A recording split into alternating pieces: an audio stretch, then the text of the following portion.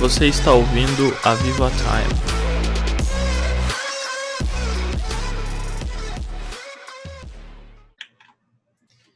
Galera, é um prazer estar aqui com vocês mais uma vez no Aviva Time, o nosso momento de meditação na palavra, de debate, de discussão, onde cada um aqui dos membros da Célula Viva traz um ponto de vista diferente para um tema bíblico. E dando continuidade a essa série, a gente está falando de Mateus capítulo 17. Para quem tiver curiosidade, a gente tem outros podcasts num formato diferente, mas esse Aviva Time a gente pegou de onde a gente parou no podcast, que é Mateus 17. E agora a gente vai ler aqui o versículo 24 de Mateus 17, que diz assim: Quando Jesus e seus discípulos chegaram a Cafarnaum, os cobradores do imposto do templo abordaram Pedro e lhe perguntaram: Seu mestre não paga o imposto do templo? Sim, paga, respondeu Pedro. Em seguida, entrou em casa. Antes que ele tivesse oportunidade de falar, Jesus lhe perguntou: O que você acha, Simão? O que vocês costumam fazer? Cobram impostos de seu povo ou dos povos conquistados? Cobram dos povos conquistados, respondeu Pedro. Pois bem, disse Jesus, os cidadãos estão isentos. Mas como não queremos que se ofendam, desçam até o mar e joguem o anzol. Abra a boca do primeiro peixe que pegar ali e encontrará uma moeda de prata. Pegue-a e use-a para pagar impostos por nós dois. Essa é uma passagem bastante interessante dos evangelhos. A gente não vê sendo muito pregada, né? Mas até nessas coisas Jesus ele ensina a gente. Até mesmo quando parece que ele não está falando de algo espiritual, ele na verdade está ensinando a gente muito. Essa passagem é um paralelo de outras passagens aqui mesmo em Mateus e em todos os outros evangelhos que tem a passagem que os fariseus, né, eles estavam querendo pegar Jesus e alguma resposta que ele desse para poder incriminar ele e poder matar ele. E uma vez um fariseu perguntou assim: Jesus, você acha certo pagar imposto? Aí ele falou assim: me dê uma moeda. Jesus podia ter só falado sim, né? Mas ele falou: me dê uma moeda. Porque ele queria mostrar, ensinar algo.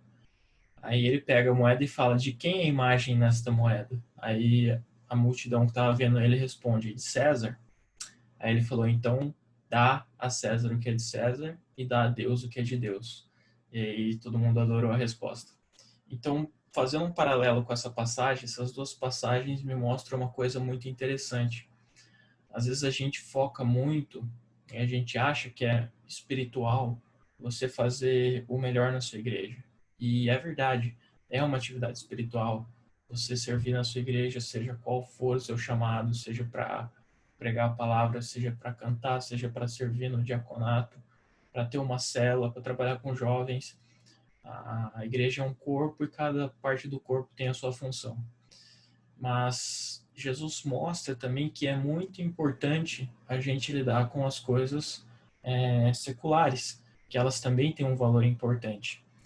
Você sabe que na igreja primitiva, que é descrita em Atos, depois que Jesus ele ressuscitou, ele deu algumas instruções para os apóstolos que permaneceram lá, e eles restituíram os apóstolos, porque Judas tinha saído, ficou 12 com Matias. E aí eles instituíram a igreja primitiva depois que Jesus subiu aos céus. E eu queria mostrar uma passagem para vocês em Atos 6, Atos capítulo 6, versículo 1, que mostra quão importante era o papel dos apóstolos e da igreja de Jesus na sociedade.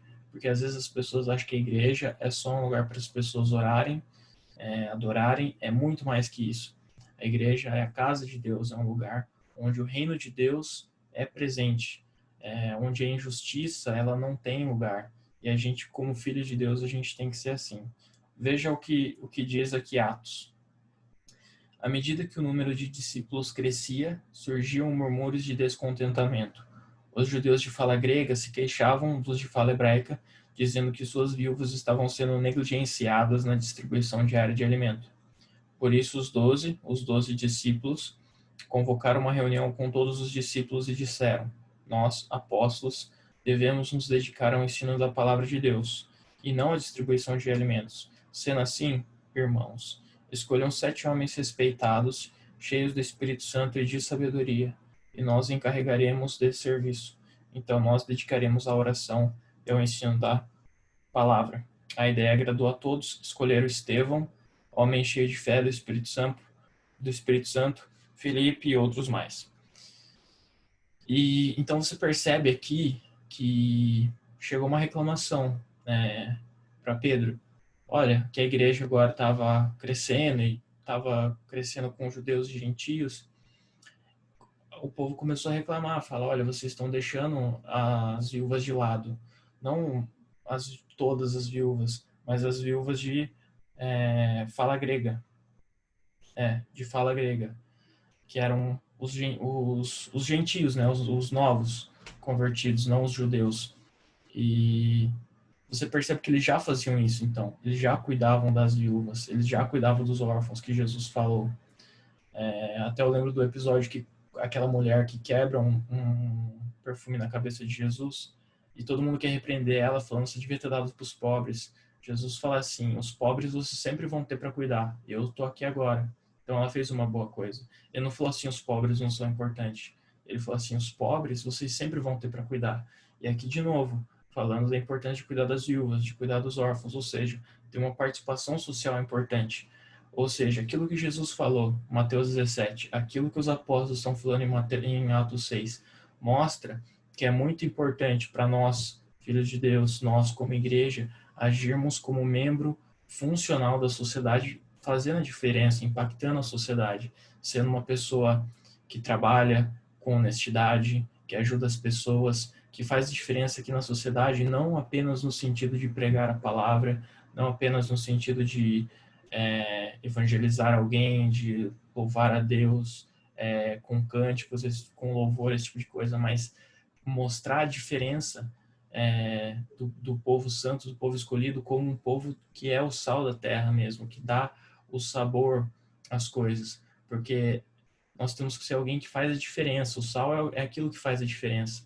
Se você comer uma comida sem sal, você fala assim, eu só comi aqui para realmente para me sustentar, porque isso aqui não vai fazer diferença nenhuma para minha vida em termos de satisfação. É só para me manter vivo. Mas quando você coloca o sal, você realça o sabor, você mostra aquilo que tem de melhor do alimento. E nós temos que mostrar aquilo que tem de melhor na sociedade, porque Jesus colocou aquilo que ele tem de melhor nas nossas vidas. Então, a gente tem que começar a pensar que tão importante quanto a gente estar na igreja, louvando, adorando a Deus, pregando a palavra entre a gente, é também ser um membro funcional da sociedade que faz a diferença e que não só faz aquilo que simplesmente está descrito na Bíblia aqui como se fosse uma religião, porque Jesus não quer isso. Ele já brigou muito com os fariseus quando ele esteve aqui na Terra, falando, não faça isso por religião, porque é alguma tradição, mas faça isso pela sua essência de coração, buscando realmente agradar a Deus. Cara, eu terminei. Eu queria agora ouvir o que o Gabriel tem aí para contribuir com a gente. Cara, achei extremamente interessante tudo isso que você falou acerca do texto, Will. E, cara, na minha mente remete automaticamente, né, para aquela questão que é sempre um tabu na igreja, né, um assunto que é bem comentado ali, que é o sagrado e o secular, né? O que é sagrado, o que é secular? Qual que tem que ser a minha atitude, né, em relação a isso? E, cara, Jesus deixa bem claro que um cristão funcional, assim como você disse, ele não é apenas influente na igreja, mas também na sociedade. Então, cara, eu começo a pensar que a igreja, nós como igreja, a gente não pode limitar a nossa ação simplesmente às 4 paredes da igreja, mas a incorporar uma sociedade e é exatamente dessa forma que a gente consegue ganhar uma sociedade. A gente precisa ter pessoas influentes, pessoas sendo voz, né, para uma geração, voz para uma sociedade, operando ali no meio das pessoas de uma maneira constante, né, com um pastoreio não eclesiástico, né, mas completamente secular, cara. E o que quer dizer tudo isso que eu estou falando? Então, que tão importante quanto você ter um bom pastor dentro da sua igreja, você ter bons líderes dentro da sua igreja, é importante que você tenha membros que fora da igreja são, de uma maneira indireta, pastores no seu trabalho, né, na sua indústria, pastores que são disfarçados de professores dentro de uma sala de aula. A gente percebe o quanto o nosso sistema educacional ele tem sido, né, aferido, e completamente combatido com ideias, né, ideologias completamente discrepantes da palavra de Deus. Então a gente precisa de pessoas nesses lugares que vão formar, né, novos cidadãos, pessoas que vão continuar influenciando na cidade, influenciando na sociedade. Na Bíblia mesmo a gente tem exemplos disso, como, por exemplo, José, quando ele se tornou governador do Egito, né, através daquilo que Deus fez na vida dele, né, dos dons, da maneira com que Deus agia através dele, ele conseguiu influência bastante para fazer com que toda uma nação se convertesse. Não só ele, mas também Daniel, cara. Daniel, eu acredito que é ali o principal exemplo que a gente tem disso na Bíblia, mesmo no Velho Testamento. Daniel, ele foi um exemplo de devoção e fidelidade a Deus. E sempre que eu me lembro de Daniel, né, às vezes as pessoas comentam da Cova dos Leões e tal. E realmente foi um episódio bem marcante na história de Daniel. Mas, cara, eu me lembro daquele momento em que eles estavam recrutando os melhores daquela época, né, os melhores jovens daquela época, para formar, né, os futuros guerreiros e tal. E todos aqueles jovens ali faziam parte já da nação, né, eles estavam sendo alimentados com as iguarias, né? E José, ou melhor, Daniel, né? E mais Sadraque, Mesaque e Abednego, eles estavam tentando se abster daquilo que não era consagrado a Deus, né?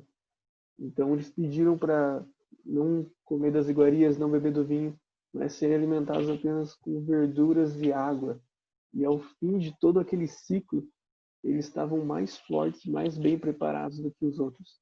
E, cara, isso é um milagre de Deus. Você percebe o operar de Deus, porque eu não me sinto mais satisfeito com uma salada do que com um churrasco, né, irmão? Então você percebe aí, cara, que Deus ele age de uma maneira fiel, né, com aquele que realmente se compromete com ele. Tem um termo, cara, no hebraico, ele é avodar. Esse termo, ele quer dizer adorar. Porém, a tradução dele não é apenas adorar, mas também trabalhar. Ou seja, a partir desse termo hebraico, eu entendo que aquilo que eu faço no meu trabalho ou na minha vida fora da igreja é tão sagrado, é adoração, assim como aquilo que eu faço dentro da igreja. Então, não existe separatismo entre aquilo que eu faço fora e aquilo que eu faço dentro da igreja. Não existe sagrado e secular. Existe uma vida consciente, racionalmente cristão. É isso. Cara, Muito top obrigado. isso. Esse ponto de vista que você colocou, você falou de Sadraque, Mesaque, Abednego e Daniel, né, na época da Babilônia. E você falou também de José, da época do Egito, né? E você para pensar, esses 5 personagens aí que você citou da Bíblia, eles eram todos homens da política, né? A política que, conhecidamente, é um meio corrupto, um meio que tem um monte de coisa errada, e a gente, apesar de não estar lá dentro, acaba espirrando aqui, e a gente sabe como é que é, né? E eu tava ouvindo um podcast do Dunamis, com o Theo Hayashi, e ele tava entrevistando um cristão, é um cara normal, assim, que ele tava entrevistando, não é um pastor ultra mega, era um cara normal. Só que esse cara, ele trabalhava na União, né, na União no sentido Brasil, sabe? Tem a União, estados, municípios, ele trabalhava na União, eu acho que era na Advocacia Geral da União, alguma coisa assim. ou seja, ele trabalhava nessa parte política. E ele se converteu cristão. Depois que ele se converteu cristão, ele viu um crescimento no sentimento de justiça no coração dele. Ele começou a impactar o local que ele trabalhava. Ele começou a investigar diversos esquemas de corrupção que estavam acontecendo. E ele foi o fator chave para diversos esquemas de corrupção que ele falou lá depois serem revelados e tipo pessoas, vários criminosos lá, políticos foram pegos. Ele descobriu um monte de coisa que estava sendo feito de errado lá. Então ele impactou o meio que ele estava inserido ali. Ele, a partir dessa transformação que ele sofreu como cristão, ele passou a ser o sal da terra, ele passou a fazer a diferença, a realçar o melhor que era trabalhar no órgão público dele, porque o órgão que ele trabalhava é justamente para isso, para fazer esse controle. Mas ele via que um monte de gente era conivente. Ele falou, até meu chefe estava participando disso, ele estava tipo deixando isso acontecer. Aí denunciei todo mundo, até o chefe. Então você vê, cara, alguém que tem Jesus na vida, o cara quer realmente fazer diferença na sociedade, seja na igreja ou fora da igreja. William, ouvindo esses dois pontos de vista, duas teclas de exclamação que a gente colocou aqui, cara, eu quero ouvir o que você tem para falar para a gente sobre esse texto. Beleza.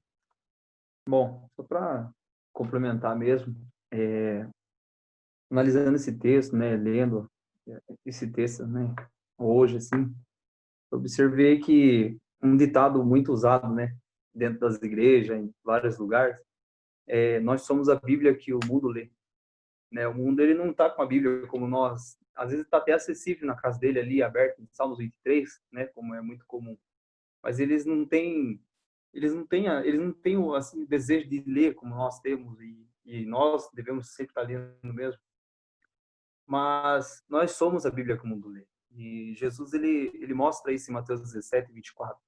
Ele mostra a importância, né, de você estar bem na sociedade, a importância de você cumprir o seu papel, cumprir, né, aquilo que, né, um cidadão ele deve ser.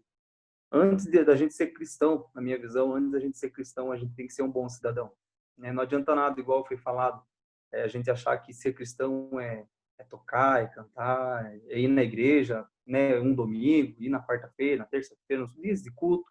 É muito fácil você ser cristão lá dentro. Difícil é você ser cristão dentro da nossa casa, né? E é um assunto bem, assim, um assunto bem difícil de falar, porque a gente está buscando mudança cada dia, né? A gente está buscando ser diferente a cada dia.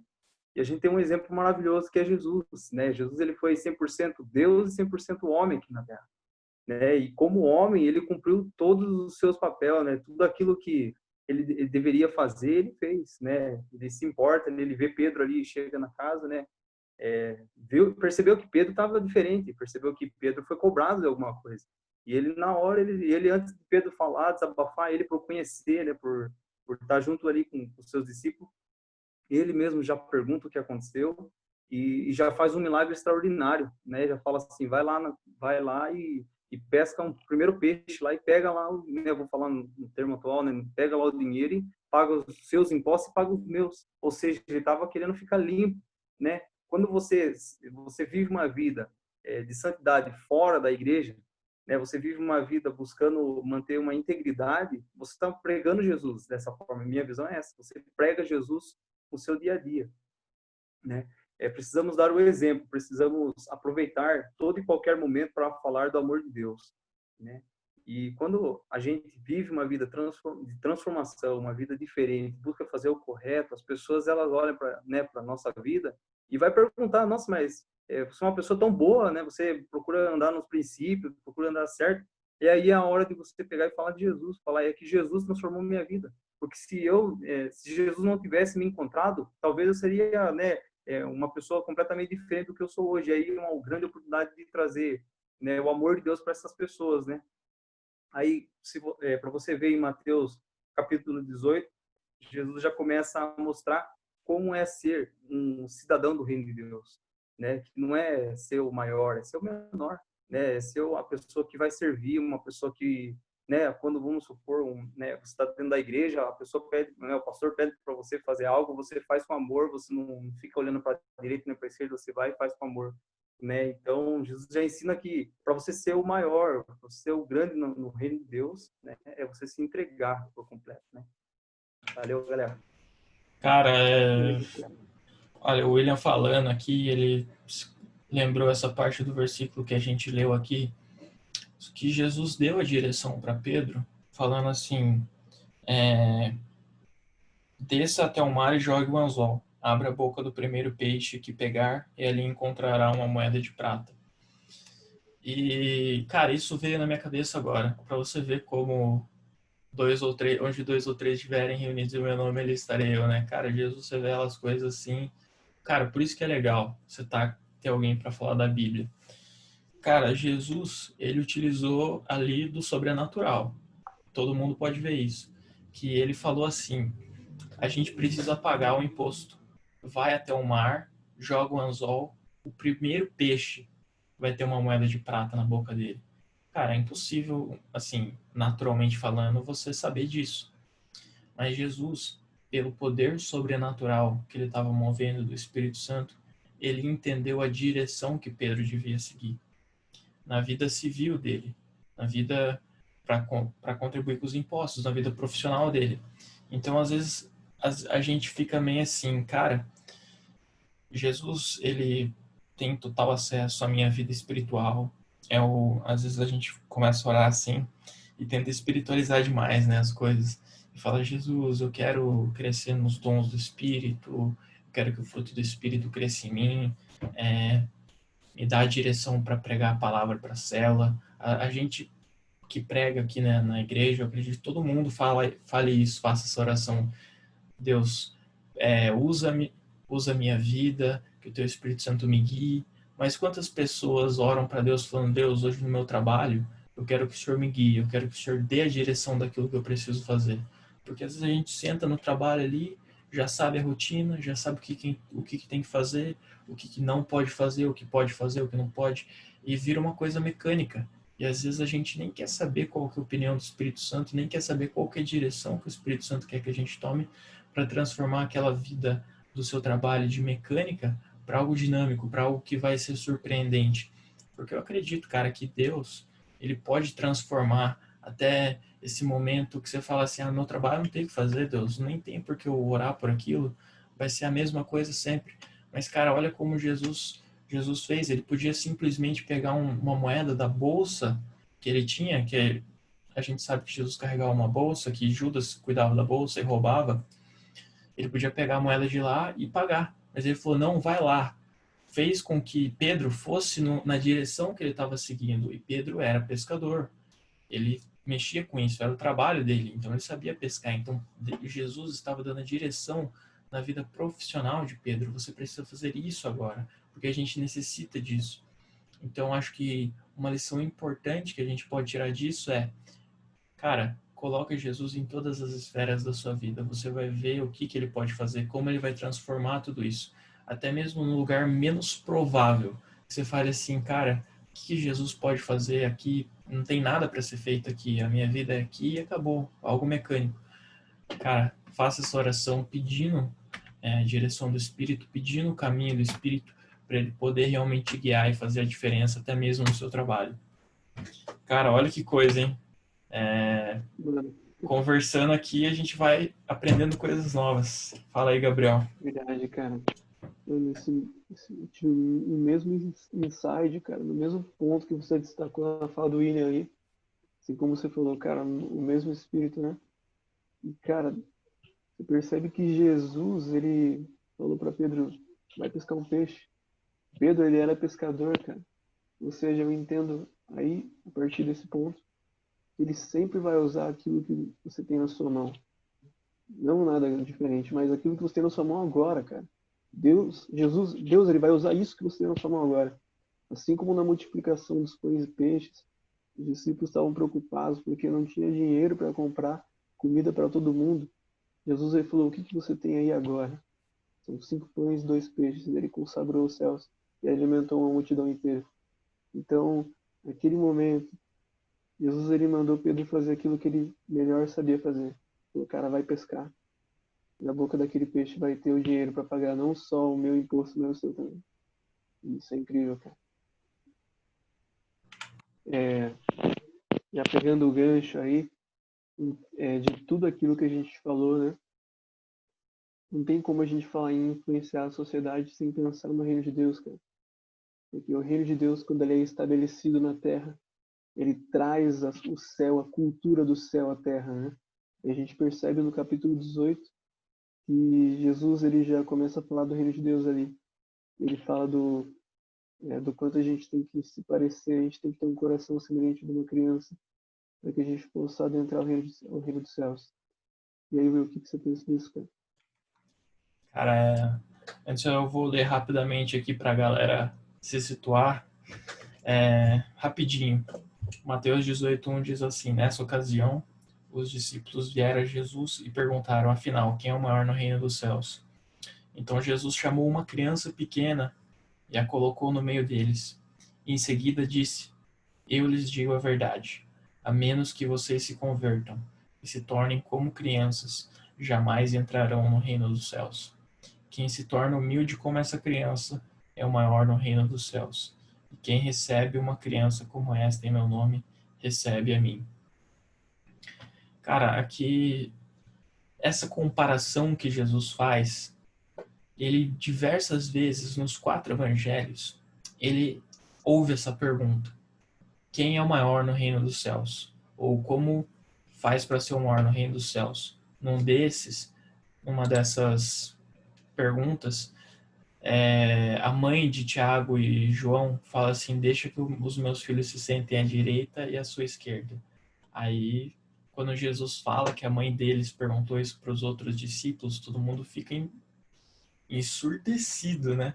Eles falam assim: isso é um absurdo, por que vocês e tal? Aí Jesus fala assim: vocês estão enganados de querer se assentar em posições altas, pois no reino dos céus, aquele que quiser ser o maior deverá se tornar o menor, porque o Filho do Homem não veio para servir, não veio para ser servido, mas para servir e dar a vida em resgate de muitos.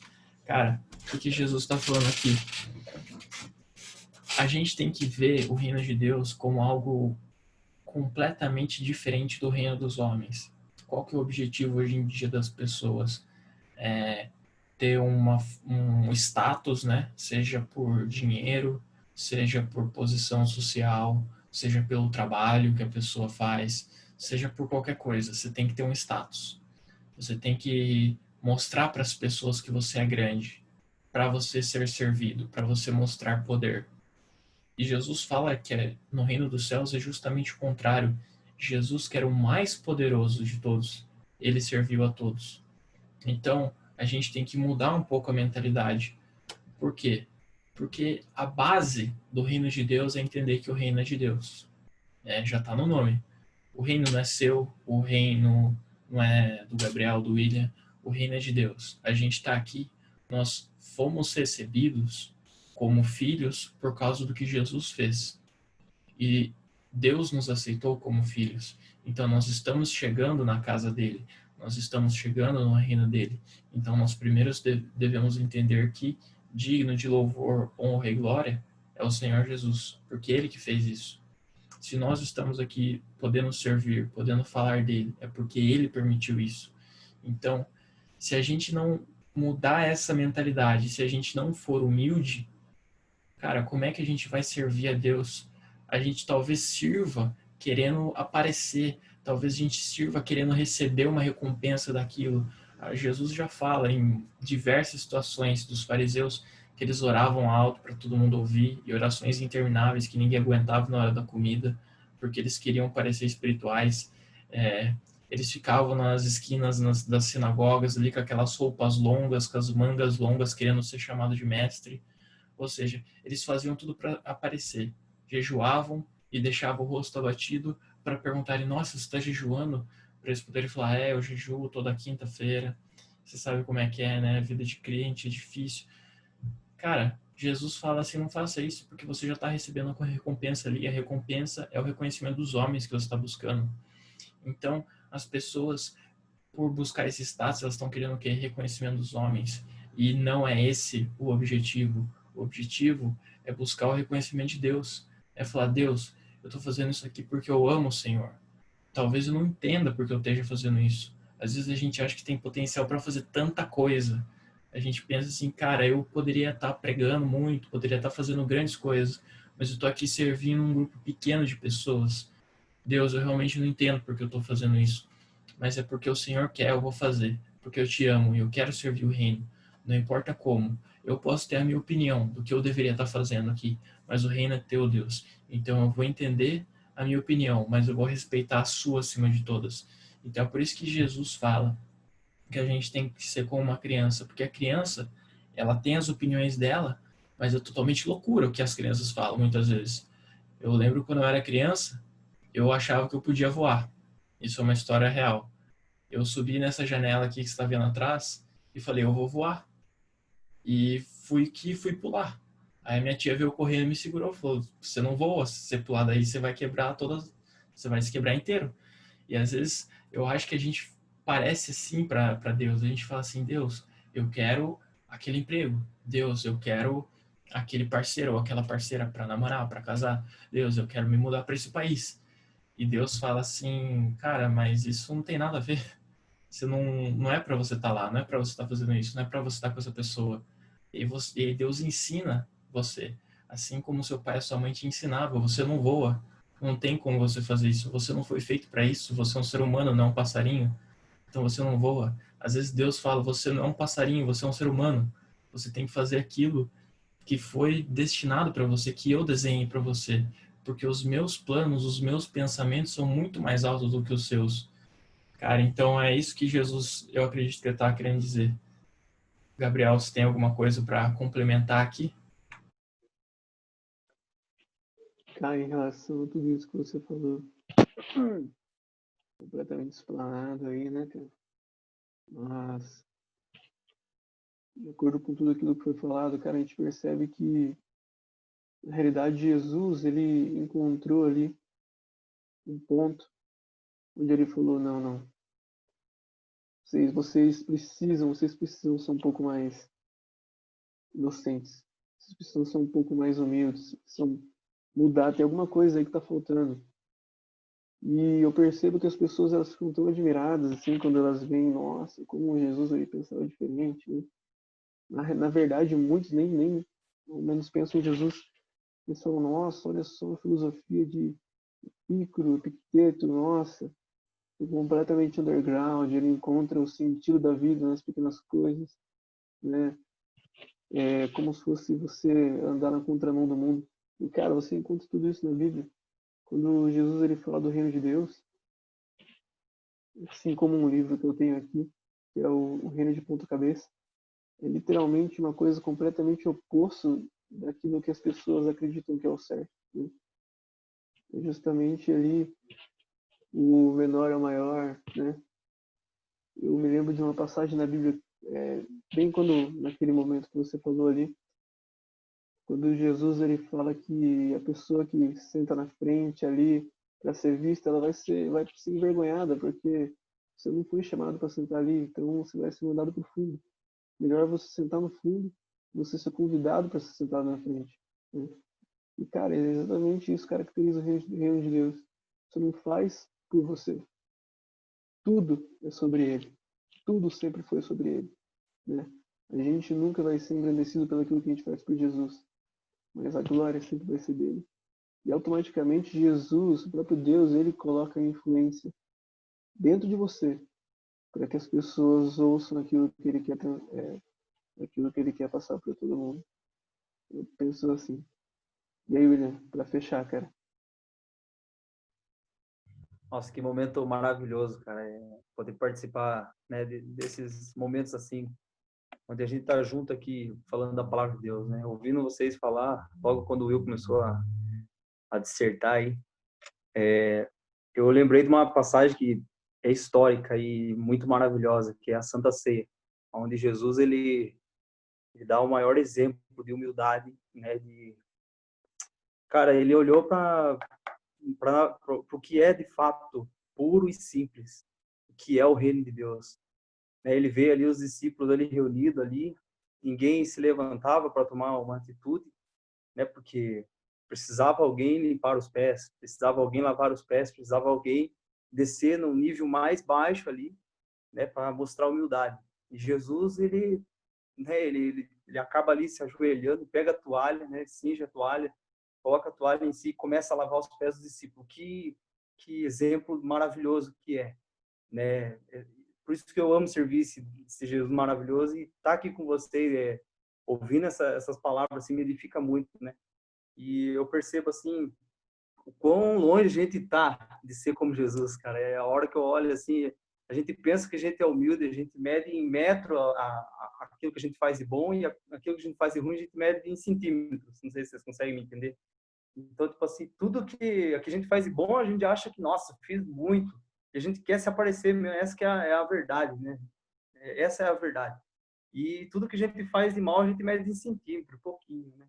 Jesus, ele se debruçou ali, ele foi até Pedro, daí Pedro olhou e falou, como assim, Jesus? Como assim? Você não vai me lavar? Eu tenho que lavar o Senhor, né? E Jesus fala, se você não deixar eu lavar você, você não tem parte comigo.